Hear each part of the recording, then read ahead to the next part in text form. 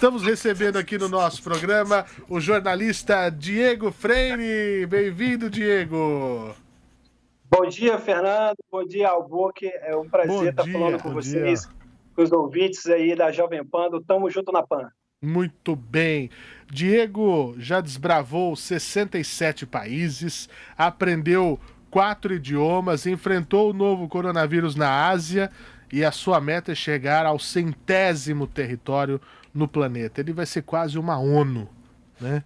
O jornalista Diego Freire, sua mochila não conhece fronteiras. Para você que está nos acompanhando ter uma ideia, ele já morou na Irlanda, na Inglaterra, na Croácia, na Polônia e na Rússia.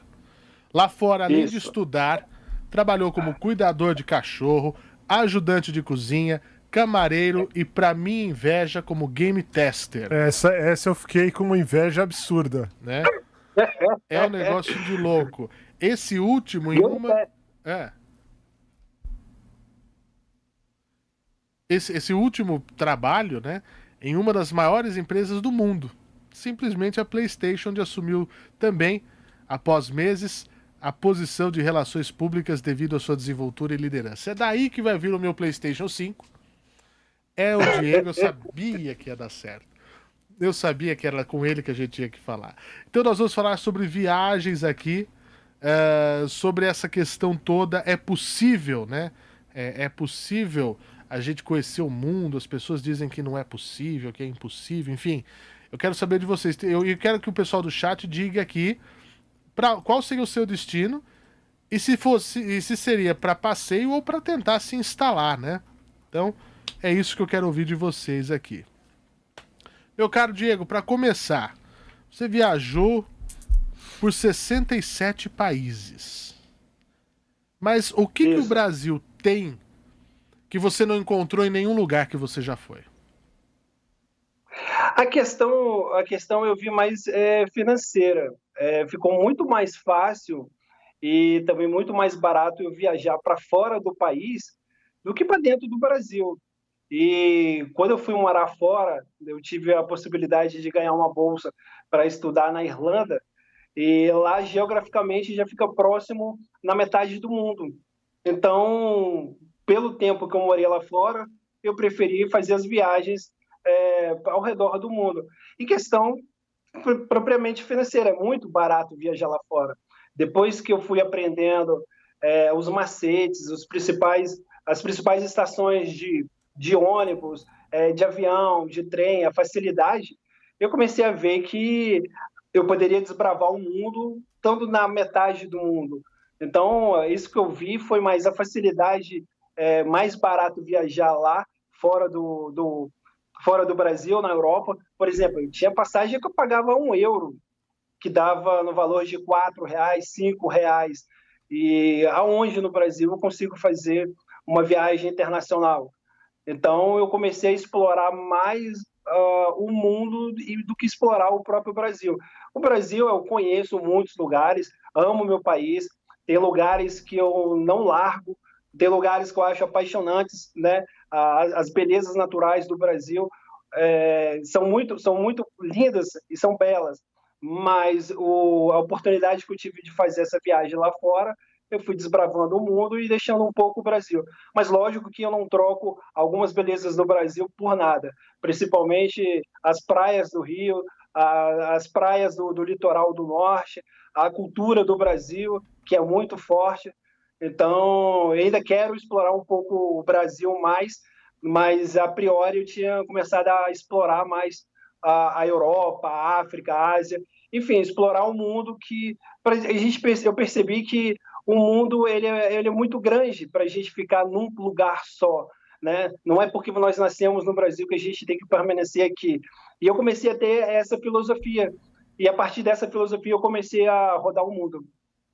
Que bacana, que legal. O Albuque, você tem alguma pergunta aí? Eu tenho pergunta.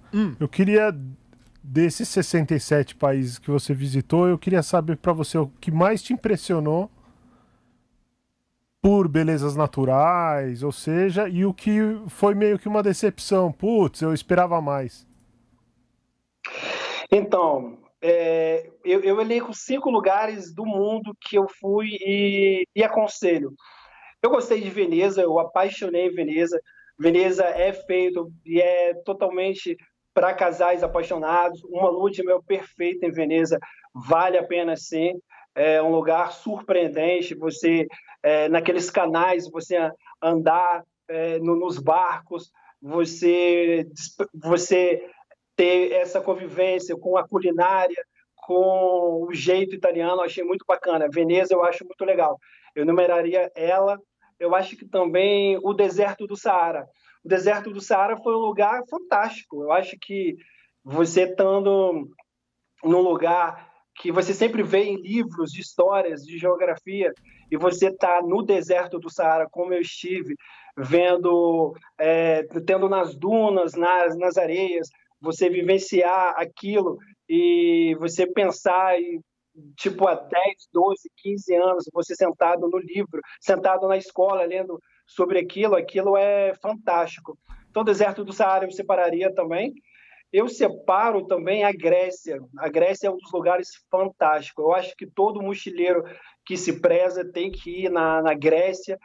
A Grécia é a maior, onde tudo começou, a civilização, toda a parte artística, toda a parte de direito, toda a parte filosófica, enfim, muita coisa começou na Grécia e vale a pena ir para a Grécia, sim, é um lugar que eu numero que deve ser visitado.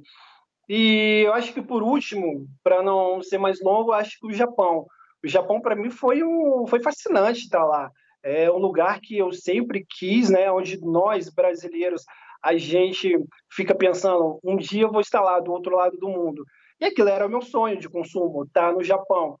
E, de fato, acho que foi o país que mais surpreendeu, com toda a tecnologia que eles têm, com toda a educação que eles têm, né? Com a forma de tratar, com a filosofia de vida.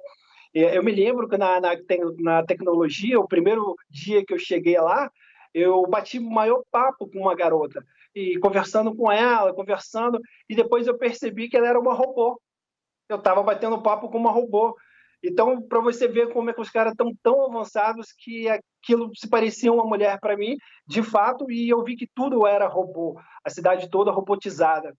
Então, lá é um lugar que eu voltaria, é um lugar que me surpreendeu, todo o Japão me surpreendeu, tanto a cidade de Tóquio que eu fui, na cidade de Sapporo, que fica no norte do estado, no norte do país, lá onde ficam as Olimpíadas de Inverno, no norte, se fica na ilha de Hokkaido, em Sapporo, é muito legal, muito interessante, é onde ia acontecer as Olimpíadas agora, e por conta da pandemia não pôde acontecer, mas lá é o lugar que eu destaco porque belezas naturais, festival de gelo, animais como pinguins, como leões marinhos, enfim, muitos animais aquáticos, ursos, lugares que você imagina estão lá. E ao sul do Japão, voltando ao Japão, na cidade de Hiroshima, aquilo me surpreendeu bastante. Eu estando lá naquele lugar onde, infelizmente, a bomba Little Boy, né, a bomba de Hiroshima caiu lá, devastou a cidade inteira, e eu tive lá, e aquilo para mim foi surpreendente. Eu chorei muito, fiquei por muito tempo pensando, filosofando o que foi aquilo, a tristeza, e lá eles vivenciam isso, né? Tanto que só tem um prédio da prefeitura que está em pé. O restante foi tudo destruído. E aquilo me causou muita comoção. E aí, no final, ainda fui no Museu de Hiroshima, né? Que guardam todas as coisas que aconteceram. O relógio que parou às 10h15. E aquilo me comoveu muito. Eu senti muita tristeza no local. E foi surpreendente para mim, mas eu senti muita tristeza no local. Além disso, eu tive o prazer de conversar com uma mulher que é neta de uma sobrevivente de lá. E eu queria entender o sentimento dela, o que ela sentia com a bomba de Hiroshima. Para você ter noção, a bomba de Hiroshima, ela, a 1 quilômetro antes de tocar no solo, ela devastava um calor centígrado muito grande. então ela devastava. Então as pessoas que não morreram com impacto, morreram queimadas, morreram intoxicadas. Então, imagina, muita gente morta. E ela é neta de uma sobrevivente. Eu perguntei qual era o sentimento dela. E foi surpreendente ela me contar que aquilo dava um pouco de tristeza, mas ao mesmo tempo me mostrava a superação, a garra que os japoneses têm. Então isso me causou muita alegria em escutar isso de uma japonesa. E em contrapartida eu vi nisso ela ainda me falou que não precisava fazer aquilo, não precisava daquilo, né? E logo em seguida da Hiroshima foi Nagasaki, né? Que foi a Fat Boy, que foi muito mais potencial dentro da letalidade. E, infelizmente, muita gente morreu em Hiroshima e Nagasaki, e aquilo foi surpreendente para mim. E acho que o que me causou, o lugar que me causou mais, um lugar que eu não iria, que eu não voltaria mais, e que eu fiquei... que eu não gostei, eu gostei de estar lá, mas que eu não voltaria, e que foi surpreendente de forma negativa, mas que eu já sabia, foi a Coreia do Norte. A Coreia do Norte é o país mais fechado do mundo. Eu fui o 30º brasileiro que esteve lá no ano passado. E aquilo para mim foi surpreendente. Eu não podia fazer exatamente nada. Eu tinha um guia 24 horas por dia na minha cola. Eu não podia pensar diferente, eu não podia usar um artefato diferente, eu não podia andar sozinho. Enfim, eu tinha um regime muito grande, muito fechado em cima de mim. Vale lembrar lá que jornalista não entra. Eu, como jornalista, eu me identifiquei de forma diferente. Porque se eu falasse que era jornalista, eu poderia ser penalizado. E por diversas vezes eles me chamaram a atenção. Por diversas vezes. Me chamaram a atenção porque eu não quis comprar as flores que eram para ser doadas ao Kim pai e ao Kim avô. Eu simplesmente falei, eu estava sem dinheiro, sem trocado, e falei que não iria comprar. Fui chamada a atenção. Também fui chamada a atenção no jornal. Lá existe só 3 jornais, e os 3 jornais são comandados pelo governo. E nesses 3 jornais existe na capa a foto do Kim. Então, você não pode dobrar. E o que eu fiz? Eu dobrei. E aí me chamaram a atenção mais uma vez. E a outra, quando eu fui entregar as flores, né, por uma estátua que deve ter por volta de uns 15, 16 metros, muito grande essa estátua, do pai e do avô. E aí, ao sair da praça, eu virei de costas, e você não pode virar de costas jamais para aquelas estátuas. Cometi mais um erro, e aí me chamaram a atenção mais uma vez. E aí, no final de tantas vezes me chamando a atenção, e aí eu naturalmente perguntei, aonde mora o Kim? Né? A vida dele é muito escura, muito obscura, a gente não sabe nada. E eu perguntei de forma mais inocente, onde mora o Kim? Né? E aí, mais uma vez, o Guia falou, da próxima vez você vai ser penalizado com prisão. E aí aquilo me deu muito medo. E aí eu falei, eu não posso perguntar mais nada, eu não posso fazer nada. Eles me mostram o que eu devo ver. Eles botam na minha cabeça o que eu devo fazer. É mais ou menos uma lavagem cerebral que aconteceu lá. Mas assim, foi uma experiência que eu tive que ir lá para saber como era. E ao final, quando eu saí, eu carregava uma Bíblia, e lá até a Bíblia é proibida porque para você não doutrinar outras pessoas. E infelizmente também eu tive que jogar fora, assim como uma bandeira da Coreia do Sul. Eu tinha uma bandeira da Coreia do Sul porque eu tinha visitado a Coreia do Sul antes. O que aconteceu comigo? Eu tive que jogar fora a bandeira da Coreia do Sul por conta daquela guerra que existe. Hoje a Coreia do Sul e a Coreia do Norte, eles estão em guerra, mas em guerras veladas. Então, por ter ainda essa guerra velada, você não pode tomar parte disso. Mas, na mesma contrapartida, eu estive na Coreia do Sul, na cidade de Seul, na capital, em Busan, e tenho muitas amigas sul-coreanas, e eu pergunto para eles, qual o sentimento que vocês têm em relação ao Kim? E eles falam, é um cara que traz muito medo para a gente, que traz... a gente fica muito, muito tenso com a presença dele, principalmente porque agora na pandemia e agora na questão em dezembro e em janeiro agora desse ano, o que o Kim estava fazendo? Ele estava fazendo testes de mísseis para mostrar a pompa que eles têm. Ele já vai, os sul-coreanos, os norte-coreanos, principalmente o Kim, ele nunca vai mostrar que existe fraqueza naquele país. O que aconteceu? Ele fazia vários testes de mísseis, e os mísseis passavam na Coreia do Sul, passavam em Seul. Então, imagina você estar na cidade, no shopping, no estacionamento, numa vida normal, e passa um míssil do seu lado. E aí os coreanos, os sul-coreanos, eles ficam muito putos com isso, porque falam, pô, um dia esse míssil vai cair aqui do lado, porque esse míssil ele cai exatamente entre a Coreia do Sul e o Japão, no mar. Então, um dia eles falam, um dia isso vai dar errado e um dia vai cair aqui na Coreia do Sul ou no Japão e vai matar todo mundo. Então, essa tensão da Coreia do Norte, esse jeito de viver, tanto que lá não existe mídias sociais, você não pode ter um Facebook, um Instagram, você não pode ter nenhum tipo de mídias sociais, nenhum contato com o mundo externo. Aquilo, para mim, foi muito chocante. E, ao final, quando eu estava indo embora, né, eu fui obrigado a apagar todas as fotos. Infelizmente, eu não tenho uma foto da Coreia do Norte. Por quê? Porque, ao final, eles me obrigaram a deletar todas as fotos. Fui lá e deletei. E aí, eram dois guias, um homem e uma mulher, e, ao final, a mulher, eu falei para ela, ao final, já entrando no avião, perguntei qual era o sentimento dela depois disso tudo, porque para viver num país, e ela falou assim, nossa, no seu país é muito democrático, você pode fazer o que você quiser, você pode pensar da forma que você quiser, você pode viajar para onde você quiser, enfim, você tem o direito de ir e vir, aqui no meu país eu não tenho nada. E aquilo me comoveu, eu perguntei para ela, qual o sentimento que você tem a respeito disso, a respeito da Coreia? Qual o sentimento? E ela me falou, abaixou a cabeça e falou, eu me sinto muito feliz, mas também me sinto muito triste. E aí eu quis dar um presente para ela. Ela nunca tinha comido um chocolate, um Hershey, um chocolate fora, né? Eu nunca tinha ido para o McDonald's, uma vida totalmente fechada.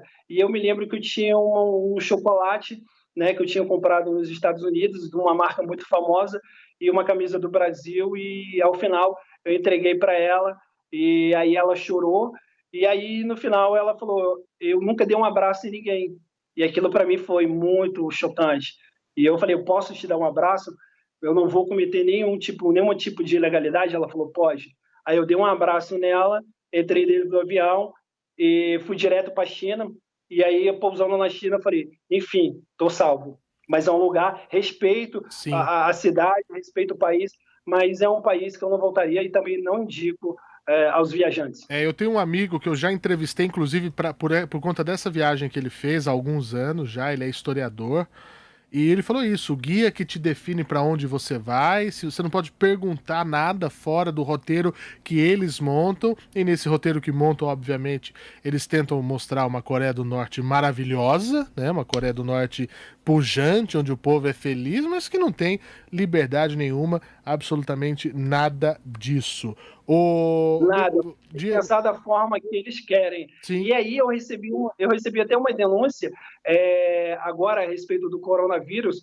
Eu estava voltando agora para o Brasil e conheci uma chinesa, né, num voo agora voltando para o Brasil. E a chinesa me falou, eu posso te contar uma coisa? Porque o único país que tem livre comércio, livre entrada na Coreia do Norte são os chineses. E aí eu encontrei essa amiga chinesa, e aí no voo a gente trocou o telefone, e uma semana atrás ela me mandou mensagem, me ligou e falou, posso te fazer uma denúncia a respeito da Coreia do Norte? Eu falei, pode. Ela, você como jornalista, você pode falar?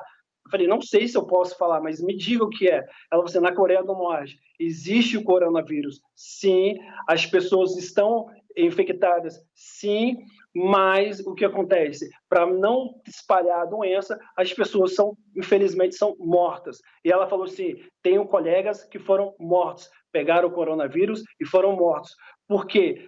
Porque se aquela pandemia, se a pandemia acontece na Coreia do Norte, é 100% que aquilo vai devastar a cidade, vai devastar o país, porque é um sistema de saúde precário, é um sistema ruim ainda, infelizmente, né? Então, se o coronavírus chegar lá naquele país, infelizmente, e chegou, iria devastar todo mundo, ia devastar a população. E o Kim, ele tem tanto essa noção que em algumas aparições, não só naquela aparição que ele faz do pai e do avô na praça, ele faz algumas outras aparições, e ele não estava fazendo mais.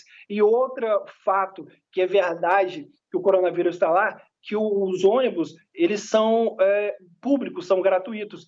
E aí eles proibiram de que o ônibus fosse gratuito e que não circulasse mais, porque o único meio de veículo lá não tem carros, são ônibus e bicicletas. Então, o governo colocou, agora a partir de todo mundo, é bicicleta, porque os ônibus poderiam proliferar essa doença.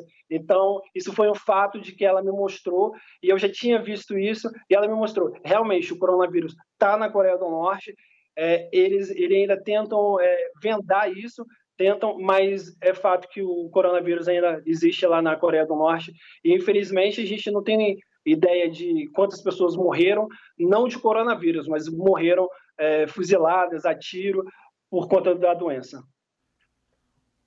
Muito bem, 1h33. Nós vamos para um rápido break aqui para a nossa hora comercial e voltamos para falar mais sobre outros países, dúvidas que os nossos ouvintes estão mandando aqui no nosso programa. Diego, a gente já volta, rapidinho, rápido break aqui. 1h34 e você continua aqui participando da nossa programação. Veja, deixa eu ver aqui as perguntas. Aline Lirks, tô nessa cidade horrorosa de Baltimore. Fiz Uber e agora tô comendo brigadeiro e assistindo vocês. Manda pra gente, Aline. Maribel Lopes, amo viagens, meu hobby predileto. Diego Marques, queria ir pro Canadá pra nunca mais voltar. Caroline Ascioli, tamo junto na PAN. Amei os pontos de vista de vocês. Adoro ouvir homens inteligentes falando. Você viu? O que ela achou da gente? Homens inteligentes. Você viu? Você acha que a gente não é inteligente? Não ri não, porque nós somos sim, porque se o ouvinte tá falando, o ouvinte nunca mente. Que mais? Manda um beijo pra Maceió, Alagoas. Um beijo, obrigado pelo carinho, viu? Deixa eu ver aqui, quem mais? Maceió, Alagoas, que alegria. Tem a galera do WhatsApp aqui também. Jean Carlos do Rio Grande do Norte. Diga. O Paulo Imenes, é isso. Campo Limpo, aqui em São Paulo. Sérgio da cidade de Seki, no Japão. Ele falou que lá tá tudo normal. Mandou um abraço. Tudo na boa. O Rodrigo, o apelido dele é o Barriga. Ô Barriga, tamo junto. Manda um abraço pra galera da usina São José, em Macatuba. Muito bem. E eu tenho aqui o Valdenei Andrade, Fernando, amigo da Insônia, Isaías Cardoso, amo viajar. Ana Lúcia Souza, boa noite, o programa é bom e descontraído. Você, Fernando Albuque, parabéns. Tô acompanhando há 2 semanas e tô gostando. Queria viajar para Portugal, visitar Fátima. Muito bom, Ana Lúcia de Natal. Tamo junto na PAN.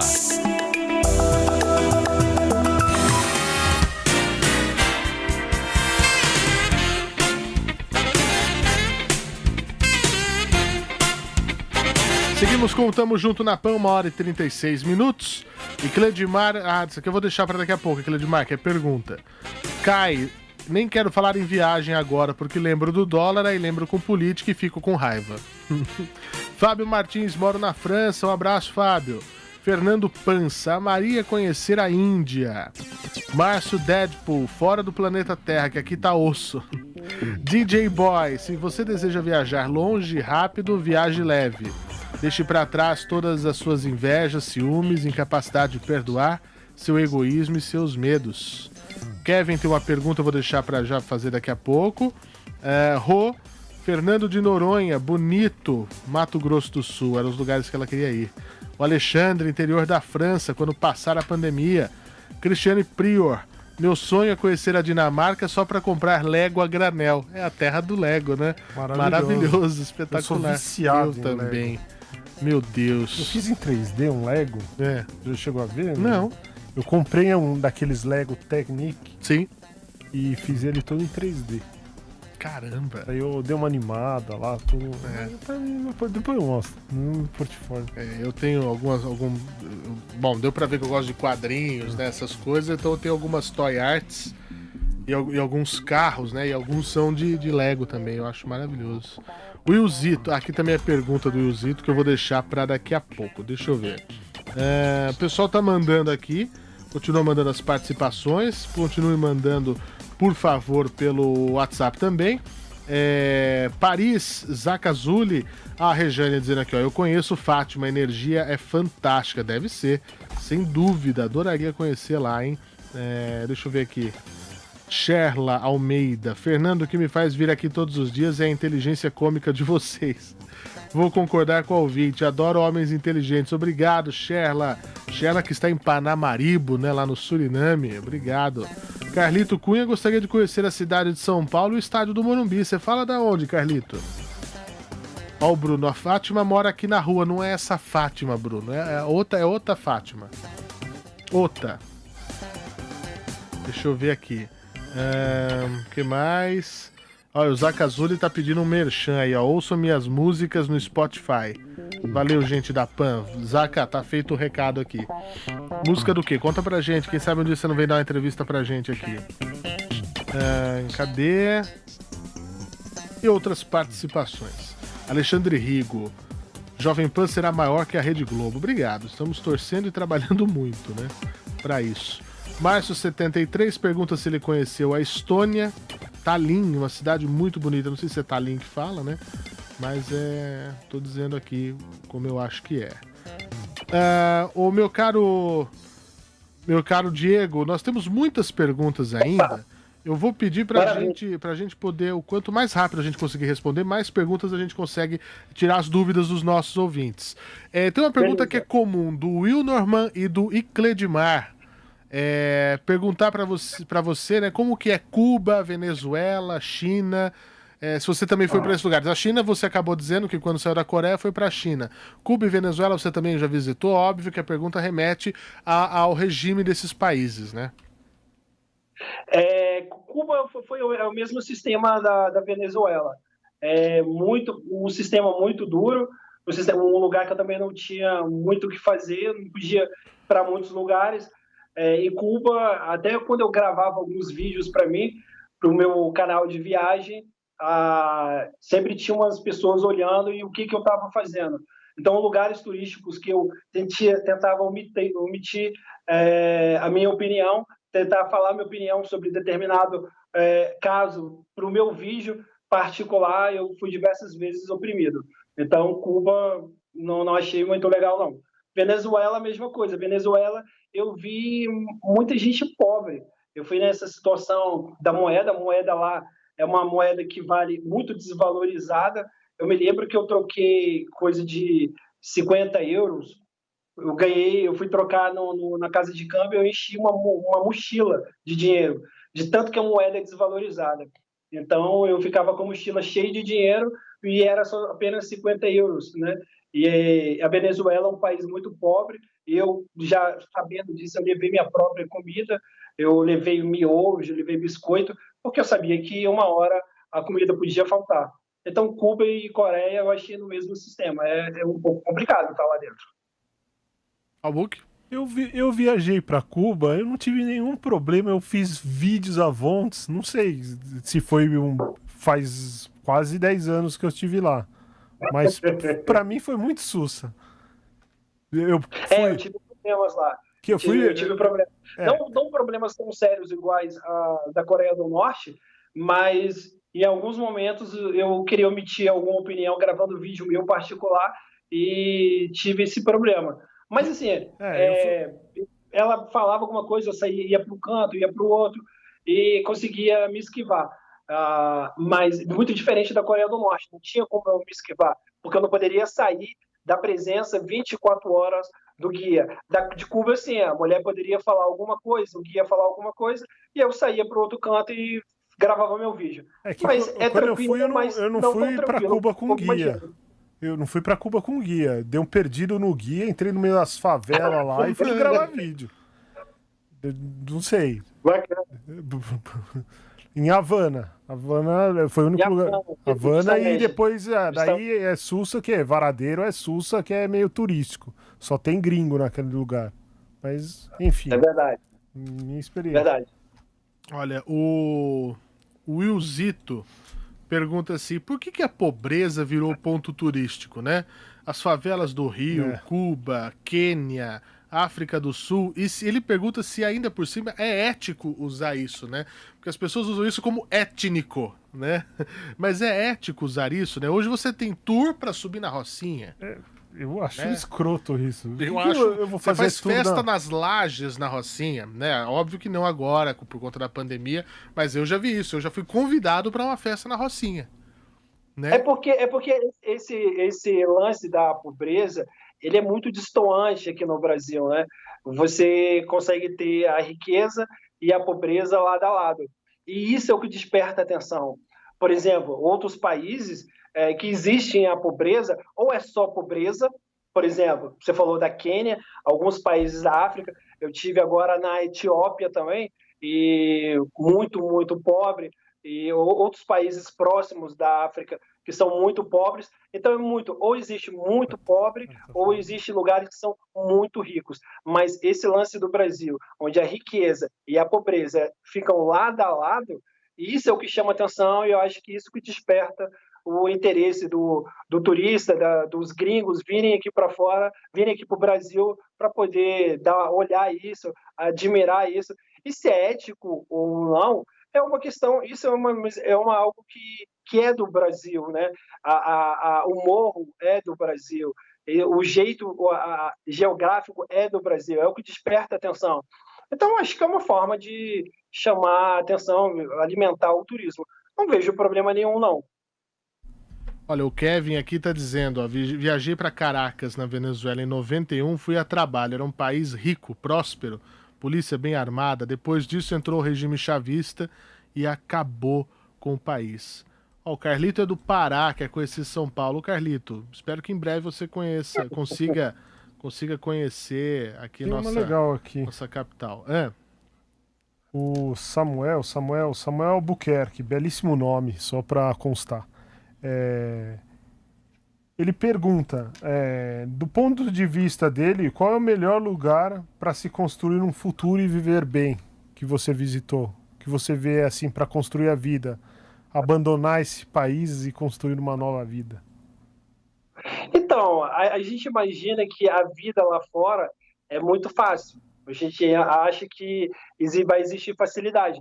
Mas eu sempre digo aos meus amigos e as pessoas me perguntam, aqui no Brasil você mata 1 leão por dia, lá fora você tem que matar 10 leões por dia.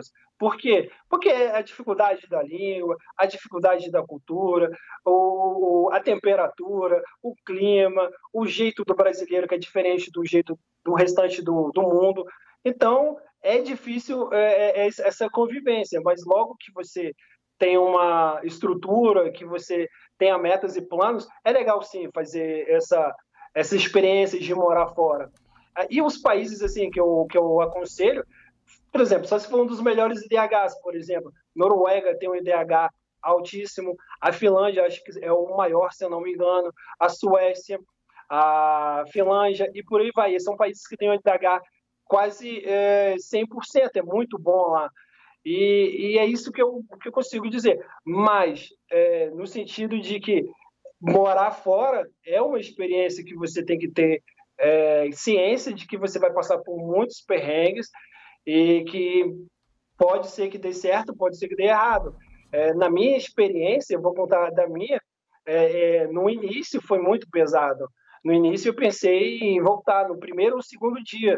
Por quê? Porque eu ia para um lugar e naquele lugar eu não tinha mais aonde dormir, eu tive que dormir sentado na rua por 1, 2 dias, e aí aquilo bateu um desespero, e eu acho que aquele primeiro desespero foi, eu vou voltar para o Brasil. E aí, depois do terceiro ou quarto dia, eu botei meta na minha vida, e aquilo era um sonho, e eu não queria voltar para o Brasil sem realizar esse sonho. Então, eu acredito que viver fora do país tem uma alternativa muito grande de dar certo, e você tem que persistir. Mas eu apoio que as pessoas que têm uma vida bacana no Brasil, eu acho que não tem necessidade você morar fora. Mas se você quer arriscar, eu acho legal, acho necessário sim, e eu aconselho. Muito bem. Albuque? Eu quero mandar um beijo pra minha filha. Pode dormir, Manu. Ela... Pronto. Eu fiquei me enchendo o saco o programa inteiro aqui pra mandar um beijo nela. Ah, que absurdo. Hã? Você falou... Eu amo ela. Beijo, Manu, também te amo. Olha, o Kevin pergunta aqui, você falou da língua, né, da dificuldade. Hoje em dia, se a pessoa não tiver um bom inglês, mas indo com um tradutor portátil, é possível se virar nessas viagens? É possível sim, é possível. Eu vou dar um exemplo no Japão. Muitas pessoas não falavam inglês lá. Aí eu vi um ouvinte do Japão a respeito da pandemia lá. Eu tive dificuldade para achar pessoas que falassem inglês. E eu tive que usar o tradutor. Eu me lembro que eu machuquei o pé e aí eu cheguei e não conseguia ler nada em japonês e procurei a farmácia por 1, 2, 3, 4 dias e com o pé machucado, arrastando ele. E aí cheguei na farmácia e pedi um mertiolate, alguma coisa que fosse bom para o ferimento. E acabou que ele não falava inglês e eu precisava muito daquilo. Se eu não precisasse, eu falava obrigado e iria procurar outro lugar, mas eu precisava muito daquilo, não estava achando o lugar e acabei usando o Google Tradutor para poder fazer a comunicação. Então, acredito que sim, dá para fazer sim. Lógico que você vai viajar para fora, é necessário você pelo menos ter a base do inglês, porque é o que te dá a base de sustentação, é o que te dá de base de segurança. Então, você tendo esse inglês, você tendo essa base, é isso que vai te dar segurança. Até para você resolver N problemas. Eu me lembro que se eu não tivesse o inglês, por diversas vezes eu tive situações desagradáveis. Uma foi em Marrocos, onde teve problemas e eu não falava. Eu falava inglês, aliás, eu falava inglês, mas se eu não falasse naquela situação, os caras iam me prender, porque eu fui confundido por uma pessoa que estava falsificando um documento. Era muito parecido comigo, e aí se eu não tivesse a base do inglês para argumentar nessa situação, como é que eu iria resolver? Então, eu acredito que toda pessoa que vá para fora do país, pelo menos a base do inglês é necessário. Tá aí, então. Temos também outra pergunta. Tá, aqui. Meu Deus, cadê o meu roteiro? Tá certo aqui. Olha, eu vou ler a pergunta como ela foi feita aqui pela nossa produção. Não, essa aqui acho que essa aqui é pra você fazer. Essa é pra... Tem alguma que essa aqui só é você que tem que fazer. Qual, Fernando? Porque diz respeito a mim. Tá. Vai, vamos lá. Eu escrevi a pergunta aqui. Fernando é um menino baladeiro. Como foi estar nas melhores baladas do mundo? Nossa. Boa. Me pergunto isso, as melhores baladas do mundo. Eu acho que posso numerar umas 3 ou 4. Eu acho que a primeira, que é conhecida mundialmente, a Tomorrowland, na Bélgica. Que festa sensacional. São 7 dias de festa, rave, e é muito legal, muito bacana. Meu Deus, e vale a pena. Não, você é uma festa cara. 7 dias eu não sobrevivo. Mas existe a alternativa de você fazer eles 4, 5 dias, 3 dias, mas geralmente a festa ela dura 7 dias e você, se tiver aquele pique, você consegue fazer 7 dias de balada. E a outra balada que eu gostei pra caramba, essa foi a última, foi no Japão, na cidade também de Hokkaido também. E que balada era aquela? No meio da noite, os caras pegavam dinheiro e jogavam, como se fosse papel. Dinheiro. Eu me lembro que eu estava sem dinheiro nenhum, voltei para casa com 300 ienes. O cara que está no Japão, ele vai confirmar dessa balada. Putz, espetacular. Japão é um lugar que eu sonho em conhecer, meu Deus do céu. Eu também. Deixa eu perguntar aqui também. Adorei essa pergunta. Qual viagem que foi a mais cara para você, assim, valeu a pena? E qual viagem que você nem mexeu no bolso, né? Incluindo essas questões, por exemplo, na Europa, onde você tem trem muito barato, companhia aérea low cost, né? Que você tem trechos, é um absurdo, né? Você vê preços de passagens em relação ao que a gente tem aqui, por exemplo.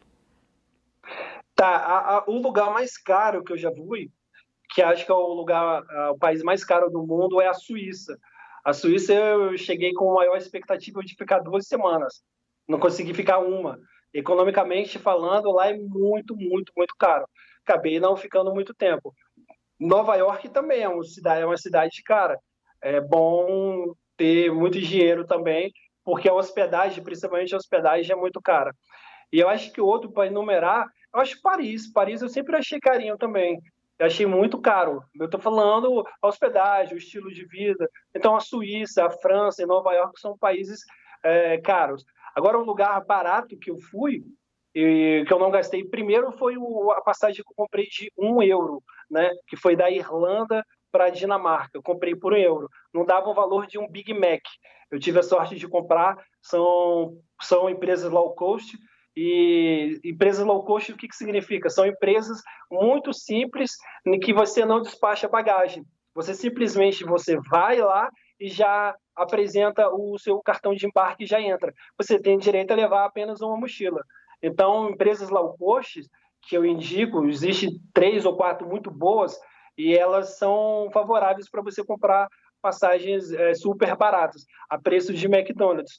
E acho que o país mais barato que eu visitei, e eu acho que todo mochileiro sabe, é a Tailândia. Para o brasileiro é muito caro sair daqui do Brasil para a Tailândia. Por quê? Porque é muito longe. Mas, em compensação, o país é muito, muito barato. O turismo lá em Bangkok é muito barato. Em outras cidades litorâneas também é muito barato. Eu recordo que eu gastei numa hospedagem, tinha uma hospedagem, ela custava questão de 50, 60 centavos de reais para mim. Eu falei assim, não é possível que isso possa custar nesse valor. E aí eu falei assim, eu quero uma suíte presidencial, porque já que é esse valor, me vê a suíte presidencial. Paguei R$20. Que espetáculo. Que sensacional, sensacional, muito bom. Dá tempo de mais uma pergunta em 2 minutinhos, Book, antes da gente ir para o próximo intervalo. Você faz alguma aí? Ou quer que eu faça daqui? Eu tenho de ouvinte, você que escolhe. Não, uma dúvida. Você sempre foi nessas viagens como mochileiro ou já fez alguma delas com namorada, família, não? Dos 67 países que eu fui acompanhado que era um guia, né? Que era o guia do deserto do Saara. Você não consegue, para ir para Marrocos você consegue, na cidade de Marrakech, capital, que eu super indico aos brasileiros. Mas para ir para o deserto do Saara é necessário você ter um guia turístico, sim, porque para você fazer o meio de transporte, porque o que acontece no deserto do Saara? O lance dessa viagem é porque você sai de uma cidade próxima da Argélia e você vai até a entrada do deserto.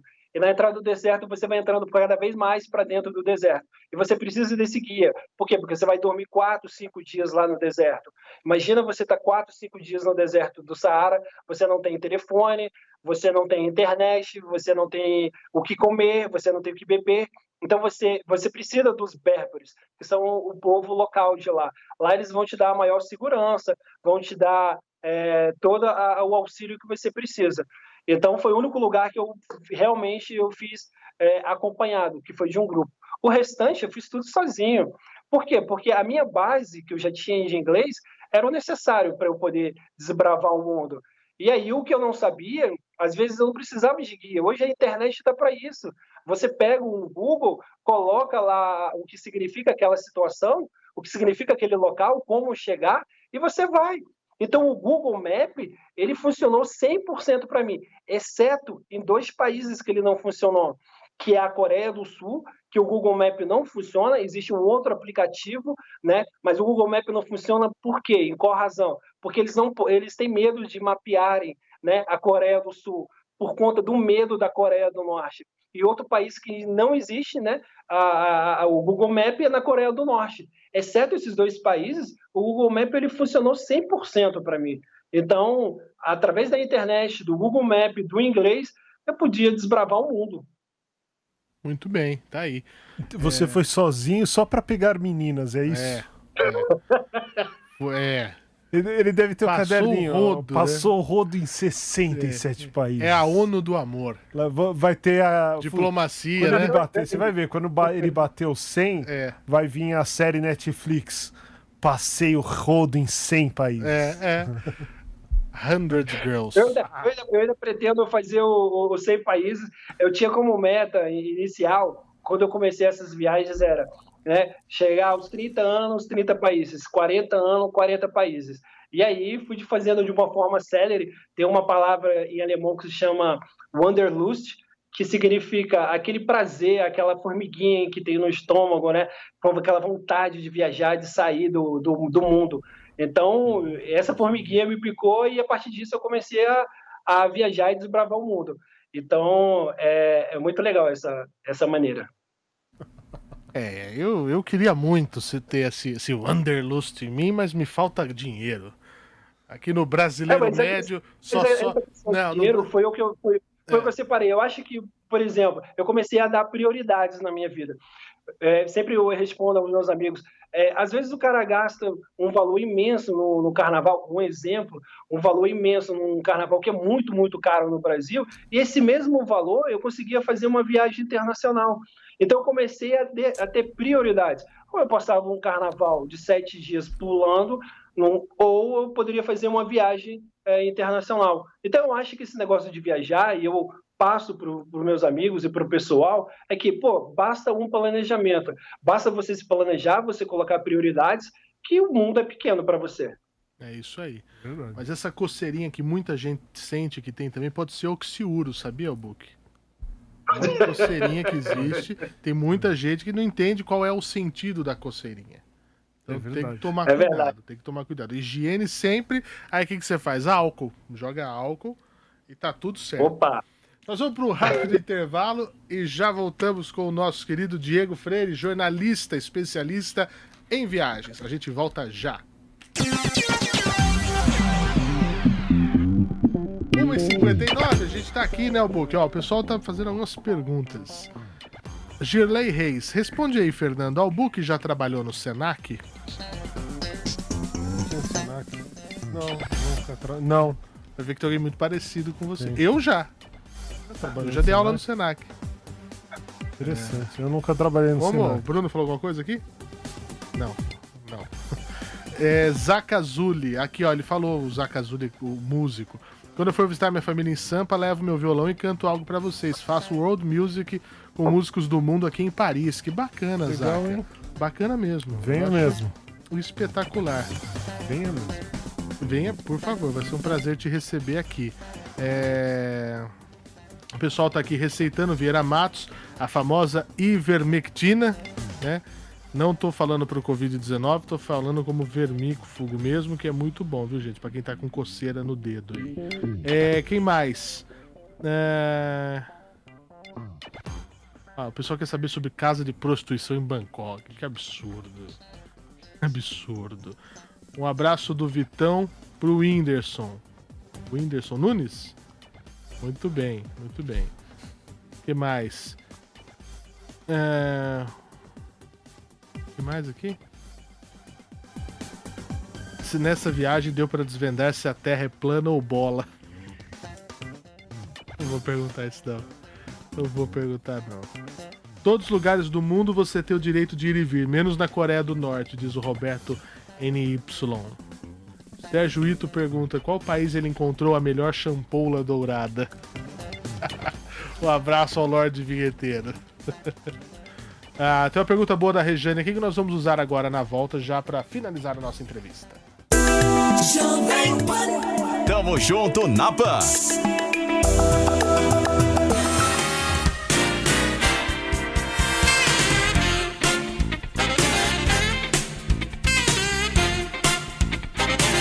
Duas horas e 2 minutos ao vivo aqui para todo o Brasil pelos suntuosos estúdios da Panflix, falando sobre viagens around the world. Coisa chique. Meu caro Diego Freire, jornalista, especialista em viagens, a Rejane Maria Oliveira pergunta: como é que você imagina que vai ficar o mundo pós-pandemia? Como mochileiro, você acha que haverá mais dificuldade dessa prática ou vai ser como nós já estávamos vivendo, com as dificuldades que você já passou mesmo? Eu acredito que as pessoas estão mais agora atenciosas a respeito de viagens, a respeito até da própria você saber mais cuidados com o próximo. Acredito que agora vai ter mais esse cuidado, um cuidado a mais. E em relação às fronteiras, as fronteiras elas estão ainda fechadas, infelizmente, e a questão de que a cada dia que a doença ela estiver sendo sendo menos efetivada, as fronteiras vão se abrindo. Eu acredito que seja assim. Albuque, tem só mais uma aqui antes, aquela que você queria fazer, Albuque. O Diego Marques pergunta como é que foi o planejamento financeiro das viagens, se ele já explicou, né? Colocando prioridades, elencando prioridades, e se você já foi patrocinado, exibindo alguma marca e tal. Beleza. Antes disso, eu queria mostrar o hashimaki. Esse aqui é uma bandana, né, que os japoneses, que os samurais usam, e eles usam em sinal de proteção, em sinal de força, né? E muitos alunos usam isso nas provas para darem sorte e as mulheres utilizam isso em sinal quando vão dar à luz. Então é um sinal de força, de garra que os samurais utilizavam. E a respeito do patrocínio, não, nunca fui patrocinado, não. Eu sempre me programei e fiz a minha viagem sozinha, através só de programas. Eu sempre eu dou dicas a respeito de como é que você faz para ter sucesso nessa viagem de preços legais. Então, são empresas que oferecem preços com desconto depois da meia-noite. Isso é muito comum na Europa. E aí eu começava a pesquisar através disso. E aí essas viagens eu fazia através de pesquisas na madrugada, pesquisas com amigos, pessoas que já foram. Também tem uma prática que é muito legal, se chama Couchsurf. Couchsurf é um site onde você pode colocar a sua casa à disposição e você viaja para outros lugares. E aí virou uma troca. Eu deixo a minha casa à disposição para quem quiser vir e as outras pessoas possam vir também quando quiserem viajar. Então é uma troca mútua. E eu acho que o outro site que é muito famoso, que agora eu não recordo o nome, que é feito de... Você oferece trabalhos voluntários para você ter a hospedagem. Isso é muito normal na Europa, muito normal na Ásia. Como é que funciona? Eu vou oferecer um trabalho de cozinheiro, de camareiro, e em contrapartida eles me dão alimentação e hospedagem. E aí, a partir disso já sai de uma forma, entre aspas, gratuita. Você trabalha 4 horas e você pode desfrutar daquele país, daquela cidade. Então, existem muitas trocas, né, entre os viajantes, como o Couchsurf, que é a troca de casas, e a troca de trabalho também, e dessa maneira a viagem se torna muito mais barata. É muito comum as pessoas fazerem isso. E uma coisa que é muito comum lá fora, e que aqui no Brasil é perigoso, se chama carona. Eu me lembro que eu tinha um amigo e ele pegou um papelão e escreveu o nome da cidade. E aquilo me causou espanto. Eu falei, para que isso? Ele falou, eu vou de carona para uma cidade para outra. Falei, mas como? É perigoso. Na minha mente, né, brasileira. Falou, perigoso por quê? Qual o perigo que tem?